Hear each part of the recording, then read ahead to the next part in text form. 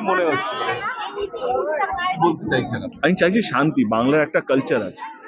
আমরা গত কয়েকটা ইলেকশন আমি তো অন্তত দেখেছি যেইভাবে ধর্মকে এগিয়ে রাখে, যেইভাবে এসআইআর এখন সাবজেক্ট হয়ে গেছে। আমি বলছি যে মানুষকে ভালো রাখবে তার জিত হওয়া উচিত। যে কোনো দল, সে তার দল কি করবে আর যে দল আছে সে কি কি করেছে সেটা মানুষের কাছে রাখা উচিত। সেটাই তো নীতি হওয়া উচিত, সেটাই তো রাজনীতি।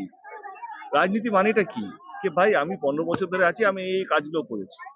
আমার কাছে লক্ষ্মীর ভান্ডার আছে, আমার কাছে কন্যাশ্রী আছে, আমার কাছে রূপশ্রী আছে, আমি কতগুলো কাজ করেছি, সেটা আমি আমার আমার দলের হয়ে আমি বলবো। এইটা বলবো না ও চোর বা এইটা কি ওইটা কি। তো ইলেকশন এমন একটা জিনিস হওয়া উচিত, আমি আগামী 5 বছর আমি কি করতে চাই।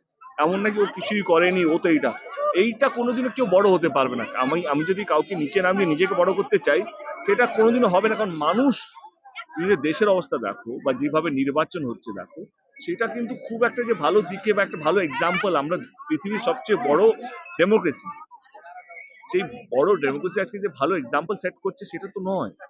আমি কারো পক্ষে হয়ে বলছি না, আমি একটা সাধারণ মানুষ কি চায় তুমি জিজ্ঞেস করো এখানে সাধারণ মানুষ কি চায়। তারা শান্তি চায়। তারা চায় না কি এমন একটা ভড়কাও ভাষণ দিলাম যাতে আমার কর্মীরা অন্য কর্মীকে গিয়ে মারপিট করতে শুরু করে। কেউ মারপিট করতে চায় না, সবাই জিততে চায়। কিন্তু এইভাবেও জেতা যায়। আমি লাস্ট 3টে ইলেকশন জিতেছি আমার নিজের জন্য, আমার দলের জন্য 3টে ইলেকশন করেছি। 2016, 2019, 2016 আর 2021।